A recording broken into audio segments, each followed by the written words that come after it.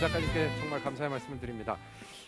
I'd like to say thank you to the two artists, and we now have the last session of the Seoul Digital 2013, and the theme of the last session is the collaboration DNA and society, and everything is evolving, and finding a vision for future in the collaboration is an effort to survive, I think. So who will take the stage for the last time of this session? And right after this session, there will be the performance, so please stay with us till the end and enjoy the performance. The last speaker will be introduced by Professor Choi of Kyungbu University. Please welcome Professor Choi to the stage. 안녕하십니까. 저는 Good afternoon. I am a professor of the Department of Economy at the Kyungbu University. My name is Jung-Kyoo. The reason why I'm here is to introduce to you our last speaker, Mr. Martin Nowak. I wrote my doctoral thesis on the evolution of altruism. And as an economist, a professor of economy, I was trying to study altruism, and I had to undertake a lot of research in other fields as well and learn a lot from those findings. And no matter what I look into, through literature, there are people that you always have to meet. And Professor Martin Nowak is one of them. He is a professor of biology and mathematics. And his contribution is well known around the world in many different fields. And one of the most remarkable achievements has to do with the theme of the forum, which is the evolution of cooperation. The different mechanisms that will lead to cooperation and what type of mathematical conditions or quantitative conditions we can come up with. He wrote several hundred papers, and 40 more than 40 of them were published in Nature, and 15 in Science. And more recently, he wrote this book entitled SuperCooperators that will allow us to better understand the concept of cooperation. And we have a translated version in Korean, of course. But he thinks that the fact that he still has an Australian accent after living 20 years abroad, he is more proud of that fact than having written more than several hundred theses and papers, and the fact that he looks like Arnold Schwarzenegger. And our last speaker, he will talk to us on the 5 different mechanisms that will allow us to achieve cooperation. So maybe competition is something that we all are so familiar with. In this respect, if we look at the evolution of cooperation through the mouth of Professor Nowak, I think it will be more than an interesting and insightful session. Let me introduce Professor Nowak. 큰 박수로 맞이해 주십시오. 말씀드리겠습니다.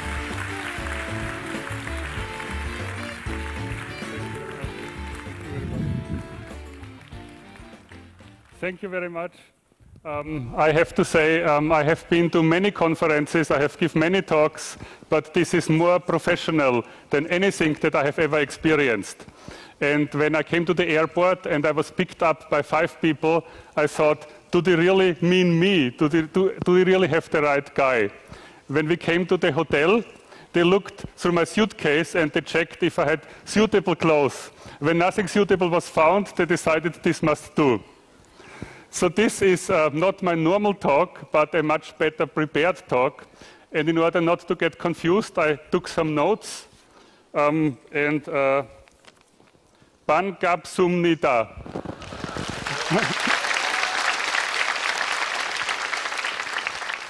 So I'm not a chief executive. I have nothing to sell. I come only as myself, and I bring my ideas. And my ideas are completely for free. And I'm a scientist, and it is great that science has the last word in this impressive meeting. I believe that underneath this world of change, there's an unchanging reality. And as a scientist, I study this unchanging reality. And I study the mathematics of biology. And the title of my talk today is Evolution of Cooperation. And I will begin with a specific example on cooperation, just to start the story, and then we will go through the biology of cooperation. As the Fukushima nuclear plant was melting down, there were volunteer workers who entered this plant to get things under control. And one of these was in his 20s. And he knew that the choice might prevent him from ever marrying or having children for fear of burdening them with health consequences. And nevertheless, he did it. In an interview, he said, "There are only some of us who can do this job. I'm single and young, and I feel it is my duty to help settle this problem." So we see this is an act of cooperation among people. People cooperate. They sacrifice themselves for others. They help others. And we have to ask ourselves, why is there cooperation? Why are people cooperative? So now we go back in time very long. We go back in time almost to the origin of life. We go back in time 3 billion years. 3 billion years, this is a kind of cooperation that already existed then. These are bacterial cells. They form filaments. Ever so often a cell dies and it gives its life to feed the others with nitrogen. So a cell dies in order to help the others reproduce. And this is an extreme form of cooperation that was present on Earth already 3 billion years ago. Here's another example that was invented 125 million years ago, social insects. Social insects discovered eusociality. This means they are workers that do not reproduce, but they help another individual to reproduce, the queen. So we have to ask ourselves, why is it that biology has designed animals that give up reproduction in order to help another individual reproduce? This was already a problem that was considered by Charles Darwin. And then we come into our time, and we have human cooperation. So cooperation is abundant in nature, and we have to ask, why is there cooperation? So let's now go back a bit and ask the question, what is cooperation? In a simple way, cooperation is the following interaction. There is a donor, and the donor pays a cost. And there is a recipient, and the recipient gets a benefit.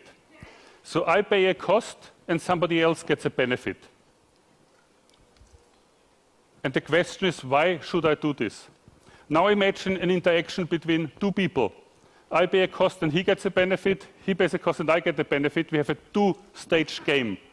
We are in the world of game theory. Game theory is a field of mathematics invented by John von Neumann in Princeton. So this is a prisoner's dilemma. And this prisoner's dilemma is the game of cooperation that I have just introduced, but now two people can decide. You have to decide whether you want to cooperate or defect, and I will decide whether I want to cooperate or defect, and then we will see what we have to do. Benefit is greater than cost, is greater than zero. So now I ask you, who wants to cooperate with me? Please raise your hand. Please raise your hand if you want to cooperate. Who wants to defect with me? Please raise your hand. No defector in Korea. So this is how you analyze the game. You don't know what I will do. Let's assume I cooperate. If I cooperate, your payoff is better if you defect, because B is greater than B minus C. If I defect, your payoff is better when you also defect, because 0 is greater than minus C. Therefore, no matter what you assume I might be doing, no matter what I will do, it's better for you to defect. If I analyze the game in the same way, we end up with the Nash equilibrium. So the Nash equilibrium is mutual defection. And that's bad, because this is the desired outcome. The better outcome is if we had both cooperated. But the Nash equilibrium is defection. And this is the dilemma. In game theory, you call it rationality. Rationality is precisely the way to figure out what the Nash equilibrium is and then play the Nash equilibrium. So the dilemma is, do rational players, in this narrow-minded sense of rationality of game theory, do rational players defect and end up with a low payoff, 0? And in that game theoretic sense, do irrational players might cooperate and receive a higher payoff, B minus 0, B minus C. Many experiments as this one show that people are not rational. People want to cooperate. And I want to discuss with you why you want to cooperate. I will give you the explanation why many people in Korea are cooperative. Before I do this, I say one more thing, and this is you don't need the game theoretic Nash equilibrium rationality in order to actually understand that natural selection chooses defection. In any well-mixed population, defectors are better off than cooperators. Defectors increase in abundance, driven by natural selection, until everybody defects. And therefore, natural selection needs help in order to establish cooperation. And what is the help? What is this that we can do that natural selection sees the advantage of cooperation? And there are many thousand scientific papers on this question, and I have proposed that all of these papers can be summarized in 5 mechanisms. And these 5 mechanisms are direct reciprocity, indirect reciprocity, spatial selection, group selection, and kin selection. And I will discuss with you these 5 mechanisms in turn. Direct reciprocity is the idea, I help you, you help me. So we have a repeated game. We play the game not once, but again and again. We come into the world of repeated games, the world of the repeated prisoner's dilemma. And Robert Axelrod, a political scientist, asked in the late 1970s, what is a good strategy to play this game? And he organized a computer tournament. And in this computer tournament, he received computer programs that played the game against each other. And the surprising thing was, the simplest of all programs that was submitted won. It was just a 3-line program. It was submitted by Canadian game theorist Anatole Rappaport, and was the following strategy, Tit-for-tat. Tit-for-tat is, I start with cooperation. If you cooperate, I will cooperate. If you defect, I will defect in the next round. And this won the game. The results were analyzed, the tournament was repeated, new strategies were submitted, one person submitted Tit-for-tat again, and it won again. It won twice. It was the world champion in the repeated prisoner's dilemma. But there was one weakness, one Achilles heel of the world champion. Tit-for-tat is unforgiving. If 2 tit-for-tat players play against each other and one makes a mistake, the other one will retaliate. This was the beginning of my PhD thesis about 20 years ago. We wanted to know, what do we do with that information? In Axelrod's tournament, there was no possibility of mistake. If you take into account mistake, tit-for-tat is not a good strategy. So what we said, let natural selection design a strategy. We start with a random ensemble, and what we first observed in a random ensemble, the first strategy that emerged is always defect. If people play randomly, the best thing to do is always defect. But fortunately for my PhD thesis and career, it wasn't over. What happened next was we observed tit-for-tat. Tit-for-tat invaded always defect and catalyzed the swing to cooperation. But it was not here to stay. It was quickly replaced by another strategy, generous tit-for-tat. That was a surprise. So what is generous tit-for-tat? I start with cooperation. If you cooperate, I will cooperate. If you defect, I will cooperate with a certain probability. This is the evolution of forgiveness. This is a recipe to save many relationships, many marriages in the US and in Korea. A random device to forgive. So we are now with generous tit-for-tat, but it is not the end of the story. What happens next was surprising. Random drift brought us to always cooperate. If everybody is nice here and I play unconditional cooperation, I'm a neutral variant. And neutral evolution will bring it to always cooperate. If we always cooperate, you can guess what happens next. You invite always defect. And you have oscillations. You have a little mathematical model of human history. Oscillations of war and peace. Economic cycles, prosperity and collapse. All my work on cooperation in the last 20 years has shown cooperation is never fully stable. There's always ups and downs. You have to build it, it will be destroyed, you have to rebuild it. This was the first mechanism. The others will go a bit faster. So now indirect reciprocity. Indirect reciprocity is the idea, I help you, and somebody will help me. Here's a Vincent van Gogh painting of the Good Samaritan. Whatever his motive was, it was not first round of a prisoner's dilemma, it's better to cooperate. Instead, the idea here is that we help people and people realize we are helpful, and that will mean that other people help us. So the idea is that indirect reciprocity works via reputation. A helps B and the reputation of A increases. A does not help B and the reputation of A goes down. This brings us to gossip. Gossip spreads reputation. Some people observe the interaction, others hear about it. People are obsessed with gossip. They talk to each other about others. They evaluate each other's actions. In the modern world, this gossip spreads on the internet. It's the evaluation of buyers and sellers on eBay. It's the evaluation of stores. These games of indirect reciprocity are cognitively demanding. They lead to the evolution of social intelligence. They lead to the evolution of human language. Arguably, the games of indirect reciprocity, that's what made us. My friend David Haig at Harvard said, for direct reciprocity, you need a face. For indirect reciprocity, you need a name. This is very interesting. In order to play a repeated game, I have to recognize you. In order to play indirect reciprocity, I have to be able to talk about you to others. Third mechanism, spatial selection. We are now in a world of distributions, of spatial organization, and the idea is neighbors help each other. Clusters of cooperators can prevail in such a setting. We can extend this to social networks. In social networks, you cooperate with your friends. Friends help each other. This spatial evolution has interesting mathematical properties, which we call spatial dilemmas of evolution. They give rise to interesting mathematical structures like a kaleidoscope, dynamic fractals, spatial chaos, and we have studied them for many years. This was the third mechanism. The next mechanism, group selection. All I say about group selection is a beautiful quote by Charles Darwin. There can be no doubt that a tribe, including many members who are always ready to give aid to each other and to sacrifice themselves for the common good, would be victorious over other tribes, and this would be natural selection. He imagines here the competition of two groups, and in one group people help each other, and that group is better than the competing group. Last mechanism, kin selection. You help genetic relatives. Here's a quote by G.B.S. Haldane. I will jump into the river to save 2 brothers or 8 cousins. G.B.S. Haldane was a founding father of population genetics.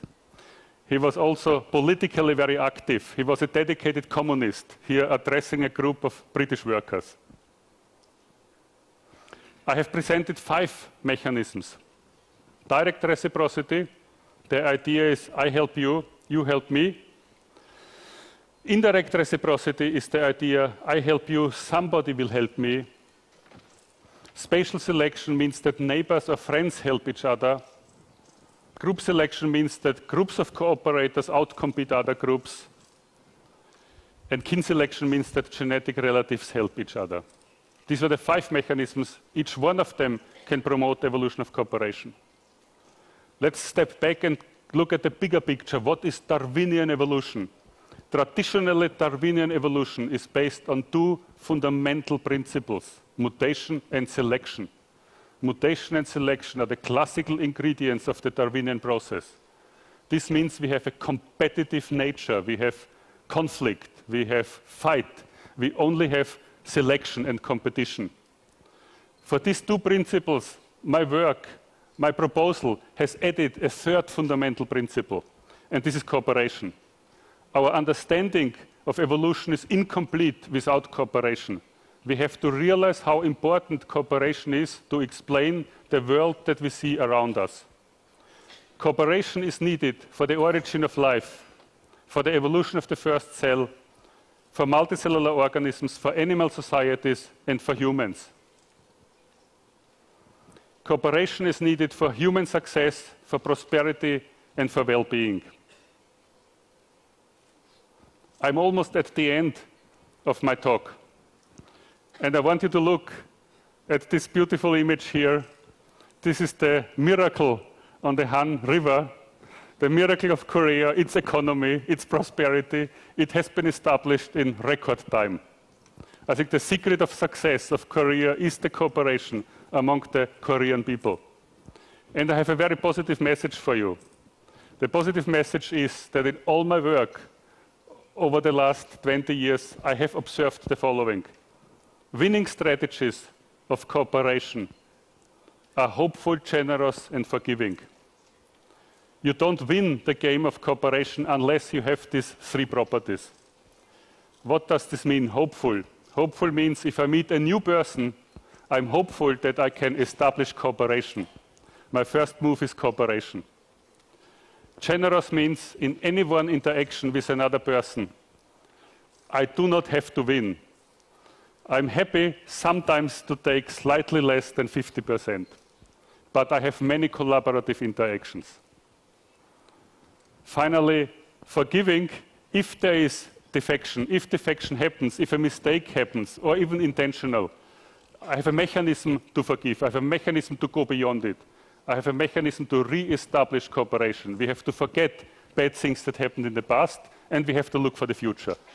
We have to look for the productivity in the future. Winning strategies are hopeful, generous, and forgiving. But there's a warning. And the warning is cooperation is never fully stable. There are always cycles. You will always have economic prosperity, economic collapse. You always have to work very hard to maintain what you have, and once it's destroyed, you have to work even harder to rebuild it very quickly. We are not talking about economic equilibrium. In my opinion, this does not exist.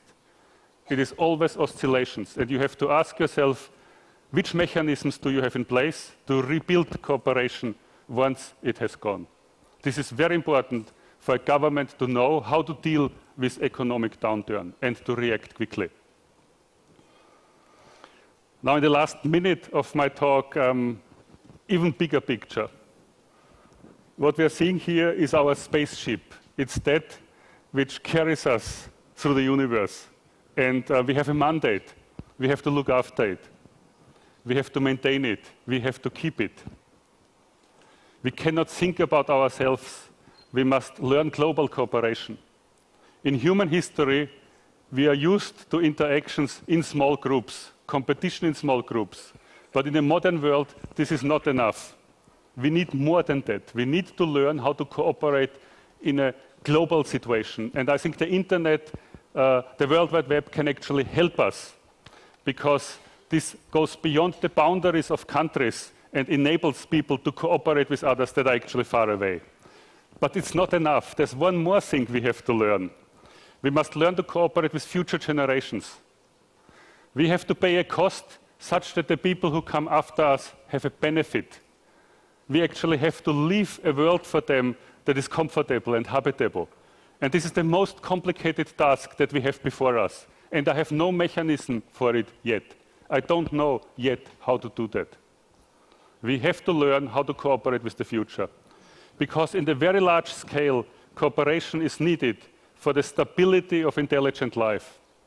Intelligent life, a great invention of evolution, it moves very fast. It moves globally. It can destroy. And that's a problem. That's a danger. Cooperation is needed for the stability of intelligent life. Here are the end credits of my talks. I thank all these people with whom I have worked over many, many years. And I have learned very much from them. Many of them have been my students, and now they are professors at prestigious universities. But I came to Korea 5 days ago, and I already have a long list of Korean collaborators. So these are the new cooperators in my team. And many of the ideas that I've presented here, they are in this book, SuperCooperators, which also came out in Korea. And it's also a great opportunity for me to promote the book of Professor CHOI, who will now come back on stage. Thank you very much.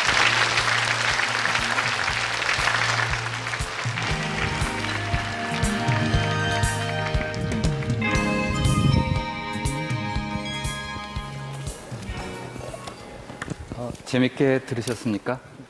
Did you enjoy?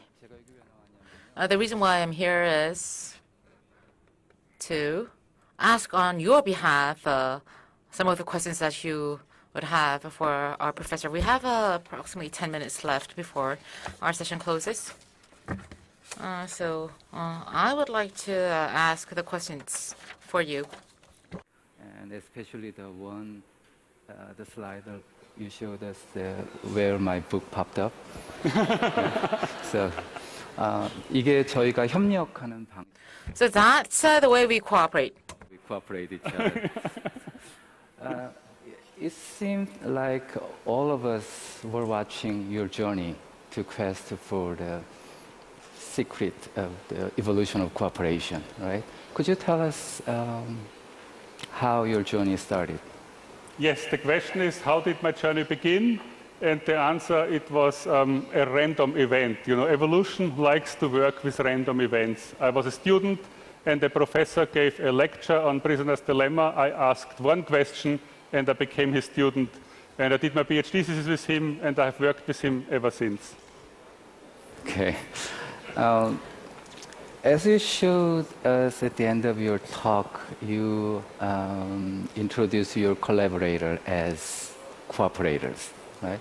So many of us might be wondering how the work is being done in your lab. Could you tell us a little bit about that? I mean, especially I'm wondering if everybody in your lab is super cooperators. Yes, I think everybody in my lab is a super cooperator. I have the following strategy. People who have come to Harvard have passed many examinations, many tests. So when they come to me, I want to provide to them complete freedom. I do not ask them to do anything at all for me. I'm just here to promote their creativity.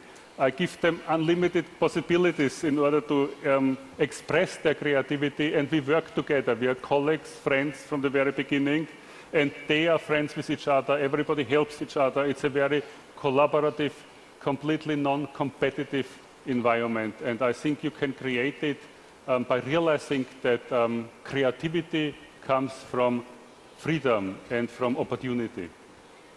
So there is no defector in your lab? No, there are no defectors in there. So now let me move into the main questions. So you just suggested 5 mechanisms that leads the evolution of human cooperation. Is there any particularly important one, do you think, when it comes to the people? I think for people, the most important one is indirect reciprocity. Humans are the only species who have unlimited indirect reciprocity because we have language as a mechanism of unlimited information transfer. And other animals are restricted with indirect reciprocity to direct observation of what happened. And for humans, this is not the case. And I think indirect reciprocity interactions are really the one secret to the evolution of humans. They explain what humans are about because they give rise to social intelligence and human language. And social intelligence means we look at each other and we look at social networks and we ask the question, who does what to whom and why? And this is demanded by indirect reciprocity, and this made us humans. So related to your answer, so do you believe humans are unique in the... I think humans are unique in the sense that they are the only organism that uses all 5 mechanisms and indirect reciprocity to full extent. Okay. How about institutions? So, for example, we had egalitarian institutions that had persisted for a long time among our ancestors. That could have played an important role in the human cooperation. So right? it is a very interesting question to ask what is the selection pressure, the evolution of institutions. So people don't live in a society like cells, so where everything is uniform, everything goes. Instead, they have made institutions which organize and which administrate and which govern. And on the large scale of evolution, we have to ask where these institutions come from and how these institutions function and to what extent they promote cooperation. I think successful institutions promote cooperation, successful government promotes cooperation. Yeah. Somewhere in your book, you describe the game that all people on Earth are playing, the climate game, right? So you wrote, unless people fully realize the extent to which the planet is in danger, people will fail to do enough to save it. I believe that climate change will force us to enter a new chapter of cooperation, right? So I think this is a very important point, and when it comes to the climate game, it seems to me that it's more difficult to solve because not only current generation but also future generation is involved as a player. Could you tell me a little bit more about the intergenerational? Yes, so the problem with climate game, with preserving the climate, is how to cooperate with future generations. And I was impressed once when I met the science minister of the United Kingdom, and he told me there was a forest and the forest was about to be destroyed. And there was one argument that prevented the destruction of the forest, and this was, you would not have this forest if it was not left to you from previous generations. Okay. Therefore, it is your duty to leave it to future generations. You cannot destroy it. This argument carried the day. This inspired me to do an experiment. And in this experiment, we have groups of people who can harvest a resource to exhaustion or leave it for groups of people who come after them. In a normal setting of the game with Harvard students, the resource is almost always destroyed. They leave nothing for the people who come after them. Then we make a variation of this where we say, you cannot just take out whatever you want, but you have to vote. You have to vote how much to take out. And so the democratic approach maintains the resource, and most resources are left for future groups. That's a good news. Democratic procedure can solve the problem, right? I think we are getting the end. What would be the implication that humans are cooperative, especially where competition is everything? I think, so you should not think that there's just cooperation. There's always interplay between cooperation and competition. So there is a tension always between competition and cooperation, and this tension makes the interesting society, successful society. You have always both there. You have always natural selection leading to competition and cooperation. You want enough cooperation to be productive. You want also competition to be efficient. You need both. You always need both. Yeah. You know what? We are proceeding very efficiently, so we have a little bit time, right? So 제가 아놀드 슈바젠의 거 발음을 한번 부탁을 드려볼까 합니다. Could you tell that I'll be back? Thank you for inviting me to Korea. I'll be back.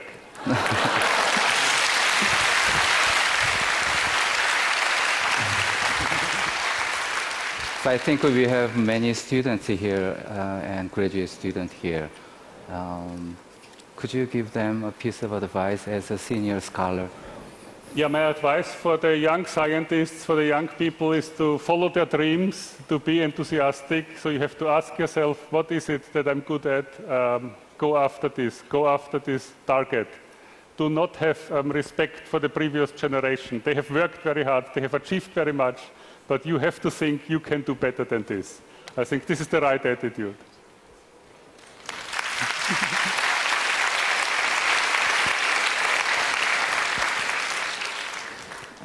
Did you prepare wrapping up remarks for us? Yes, you have invited me to Korea, and I want to invite you to Harvard.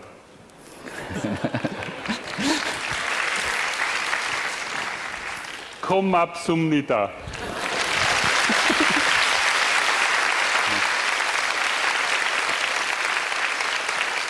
Thank you very much for your attention, and thank you very much for your talk and discussion. Okay, that's great. Thank you very much. Thank you. 감사합니다. 네.